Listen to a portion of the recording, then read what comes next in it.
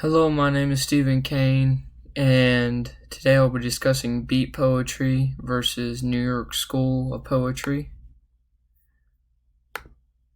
The rise of the beat. Beat poetry rose in popularity post-World War II. It began in the 1940s in New York, but saw its peak in the early 1950s in San Francisco. The period after World War II left many questioning the politics and culture. They also challenged society as a whole and challenged the standard literary techniques. This creed was known today as the beat. The beat's challenges of culture and society influenced the hippie movement of the 70s. It also influenced the rock and roll with artists like David Bowie and Bob Dylan. And finally, it gave artists a new sense to break boundaries and create what is known as an avant-garde period. The literary characteristics of the beat. Free verse. This allowed people to write in any way they chose. Followers of the beat would write whatever and however they wanted.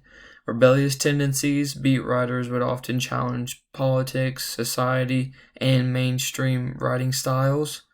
Explicit writing. Beat writers would write whatever they wanted. This means some was sexually explicit and meant the use of brash and harsh words. The author that I chose was Allen Ginsberg, and the writing that I chose was Howl. Howl was written by Allen Ginsberg in 1956. The poem protests the strain of society such as war, capitalism, and sexuality. However, it is also a celebration to those who feel as if they are outside of these norms, and is considered a celebration to the minorities and heterosexuals.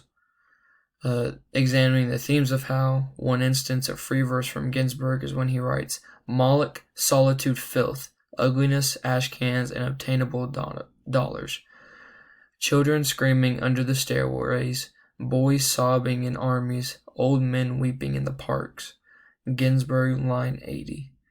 This line provides no rhyme, just anger, and Ginsberg expressing his anger through free verse. One part of the poem which shows a protest to the societal conformities is when Ginsberg writes, I saw the best minds of my generation destroyed by madness, starving, hysterical, naked, dragging themselves through the Negro streets at dawn, looking for an angry fix. This shows the breaking of minds and willing to bend to society, and people running to drugs to break free from societal constraints. Themes from the New York School of Poetry. The New York School of Poetry was not a school but a community movement in the 1950s and 60s. This poetry was wittier and more ironic. No brash statements or points, just conversations of everyday life as it happened. They also focused on individual expression. Meditations in an Emergency by Frank O'Hara. This is the poem and the author that I chose for the New York School of Poetry poems. This poem is about conflicting emotions and self-reflection that seem to have been triggered by a breakup. This leads to emergencies as the narrator is going through crisis as he knows his love's heart belongs to someone else now. Examining meditations in an emergency.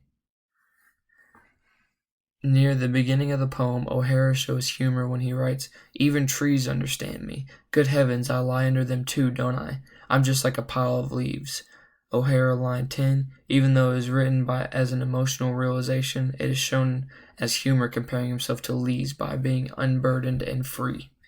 O'Hara also shows expressions of himself when he writes, My eyes are vague blue, like the sky, and change all the time. They are indiscriminate but fleeting, entirely specific and disloyal, so that no one trusts me. O'Hara, lines 17 through 18. He's expressing his gaze as he only has eyes for one woman. That is why he does not want to hurt anyone with his gaze. Comparing and contrasting the two movements, both of these poets, Ginsberg and O'Hara, show a rebellion against traditional forms of poetry, whether it's O'Hara with short and long paragraphs for poetry, or Ginsberg with crammed thoughts. No poet feels obligated to the conformities of the time. Both of these schools of thought also focus on expression through personal experience. A difference is the beat focused on social and political commentary, while the York School of Poetry focused on a more intellectual and playful approach to poetry. My reflection question would be, with the literary techniques of this period becoming common practice, would this be considered as conformity in today's poetry? Just expanding on that, since most of what was seen as conformity back then, if a new movement were to take place nowadays, would this also be seen as conformity, or would it be more of just expanding upon these styles of cramming thoughts in long paragraphs? Thank you, and that is the end of my presentation.